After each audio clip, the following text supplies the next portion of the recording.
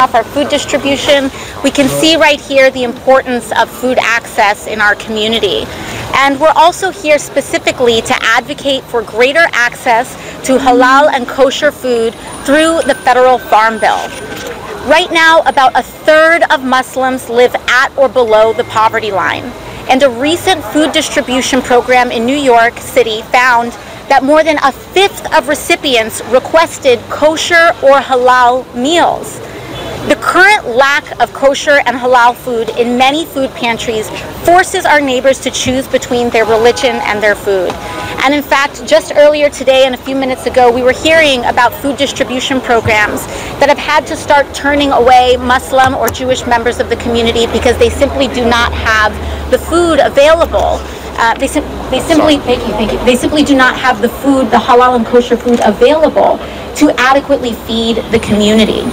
This situation exists. The reason that this is a problem, in part, is because right now there is a federal law that expressly forbids some of the food insecurity programs at the USDA from requesting halal and kosher foods. So there are resources and funds to feed our community, but those funds say that it is not allowed to pay for halal food, not allowed to pay for kosher food. And we want to change that. So we are going to work to lift some of those boundaries. And this fall, Congress is expected to vote on the Farm Bill. The Farm Bill is legislation that is passed every 5 years, and it has a huge impact on our nation's food and agricultural policy. That is where some of these prohibitions are tucked in the Farm Bill. We believe that we can use the Farm Bill to eliminate the restrictions that the USDA faces in ordering halal and kosher food for our families and communities. The costs associated with sourcing halal ingredients, producing halal products, and training staff can be a huge barrier for producers. So by expanding access to the federal government's value-added producer program, we can get these food producers the grants they need to ease the burden of producing this food. Right now, one of the largest obstacles that we face in Congress is being able to work with our Republican counterparts in order to secure this. But we do believe that, and we want to commit today, that we are going to conduct that outreach in order to make this happen. We right now are going to head back to Washington when it reconvenes in September and make sure that we reach out to those counterparts. But we also have to fight back against the opposition to food stamps and food insecurity programs as well. We should not be cutting SNAP, WIC, and EBT. We should be protecting it, and we should be expanding it. We can see here from all of the families that are lying down in this block how much food insecurity there is in our community and just across the country. Rising costs, rising inflation, grocery costs, these are causing more people to turn to food pantries. And we should make sure that we both reduce those costs and support our families and our wonderful community organizations like Met Council and the Parkchester Islamic Center who are doing this work. We have to do better on this. We are going to do better on this. And I know that with partners like MUNA and the Met Council, as well as all of our other organizing groups here around the country, we will make sure that we get this done. So thank you so much. And I'll now turn it over to Jessica at Met Council. Thank you. Thank you all. I'm Jessica Chait. I'm the Managing Director of Food Programs and Policy for Met Council, and I'm so pleased to be here with all of you and so incredibly grateful to the Congresswoman for coming out today and for her support of our request for more kosher and halal food within the emergency food system. Met Council is the largest Jewish charity serving over 300,000 people each year, and we are at the forefront of meeting the needs of New Yorkers who adhere to religiously informed diets, while also maintaining a commitment to serve everyone regardless of their background. We support hundreds of pantries across New York City, places just like MUNA and Parkchester Islamic Center, and from here in the Bronx to Staten Island and everywhere in between. We serve these communities by providing much needed food items currently not available through donated sources like USDA's TFAP program, from halal protein to culturally relevant produce and items specific to holidays like dates. But we go beyond supplying just the food. We provide technical assistance and capacity building and education and training, which are also crucial, particularly for organizations like MUNA, which are newly navigating the ecosystem of organizations and governmental support. Food pantries and literally tens of millions of Americans across this country rely on USDA's TFAP program. It is the bread and butter of the emergency food system.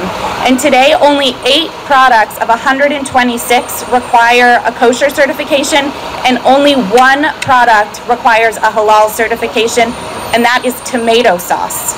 Beyond the fact that this does not allow pantries to offer a balanced pantry bag, this is simply not acceptable. In anticipation of this year's Farm Bill, the largest piece of federal legislation, we have an opportunity to ensure equal access for those who rely on this support and also maintain a religiously informed diet.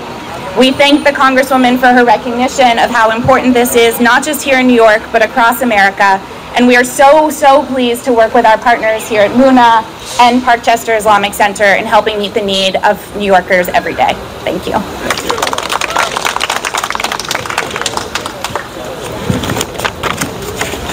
Good afternoon. My name is Arman Chaudhary, National Executive Director for Muslim Ummah of North America.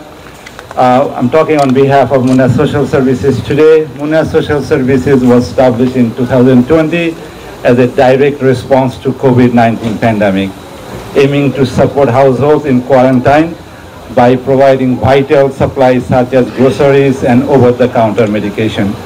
Over time, our organization has evolved into a multifaceted network of services encompassing food pantries, educational initiatives, and a Muslim cemetery. Our commitment to addressing halal food insecurity has led us to operate 17 food pantries across the state of New York, New Jersey, and Delaware in partnership with Met Council, Food Bank of New York, and United Way.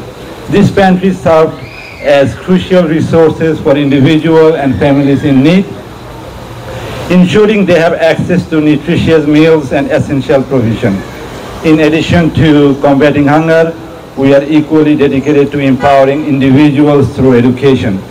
Our diverse educational programs include an after-school initiative catering to K-12 students, ESL class for those seeking to improve their English language proficiency, introductory computer courses, and advanced computer programs. At MUNA Social Services, we continuously strive to make a positive impact on the communities we serve, fostering an environment of support, growth, and inclusivity. Our vision is to create a lasting change and uplift the lives of those facing challenges in these unprecedented times. Today we stand with our partner Met Council and Representative Alexandria Ocasio-Cortez, famously known as AOC, to urge the U.S. Congress to incorporate the following provisions within the TEFAP, the Emergency Food Assistance Program of the Farm Bill, to ensure greater accessibility of halal and kosher food portions for deserving New Yorkers. So here are the things that we are asking. Set a due date for halal and kosher plan. We request the USDA to set a definitive due date for the development and implementation of a comprehensive halal and kosher plan. This due date will serve as a crucial milestone, ensuring that the necessary steps are taken promptly to incorporate ample number of halal and kosher food items into the TFAP program. Incorporate halal and kosher foods in TFAP wrap and bidding process. To facilitate the seamless inclusion of halal and kosher foods, we propose the integration of specific requirements for these dietary options in the TFAP request for proposal, RFPs, and subsequent bidding process. This will promote accessibility and diversity in food offerings. And lastly, eliminate cost neutral requirements. We advocate for the removal of the cost-neutral requirements for halal and kosher TFAP commodities. Recognizing the importance of meeting diverse dietary needs, we support allocating appropriate funding to ensure the availability of these specialized food options. Re-evaluate TFAP attestation. We recommend reconsidering TFAP attestation process and exploring alternatives, such as adopting federal community eligibility requirements based on other means tested programs and their uptake in specific geographic location. This will streamline the eligibility process and remove potential barriers for deserving recipients. Engage emergency food organizations and diverse communities. States should be required to actively involve emergency food organizations representing diverse communities, including those specific religious dietary restrictions, direct service providers, and emergency food recipients with lived experiences in their TFAP planning.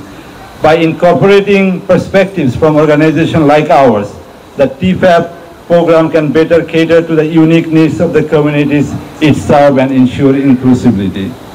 By implementing these strategies, we aim to foster a more inclusive and responsive TFAP program that embraces the diverse dietary requirements of deserving individuals and families.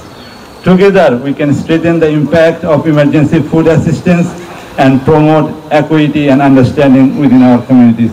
Thank you all. Do we have any questions? I have a question. Yes. Okay, since my name is Abu Tahir, I'm from Prime Television, and since you told us that you are going to introduce a bill in Congress, what would be your strategy? Because you can introduce a bill in the Congress, but Yes. passing the bill is the main issue. What would be your strategy to pass the bill in Congress to the Senate? Yes, so and it's an excellent question because as you mentioned, when you have one party with the House and one party, a different party, with the Senate, it can be difficult to pass something through. There are certain pieces of legislation that are known as must-pass pieces. Regardless of your party, we have to pass certain pieces of legislation in order to fund the government and keep essential services open. The Farm Bill is one of those must-pass pieces of legislation. So this is legislation that will pass this year, but it is very, very big, and it has to do with all food production and many other issues related to food production and distribution in the country. So what we are seeking to do is that instead of passing one standalone bill, we are going to try to work to introduce amendments and also base language in that, because we know that this is a vehicle that will pass. And so we're going to work with our colleagues to make sure that that amendment or that language is included in the Farm Bill, because this is one example and one circumstance where it is not a question of if it will pass, it's a question of just when it will pass.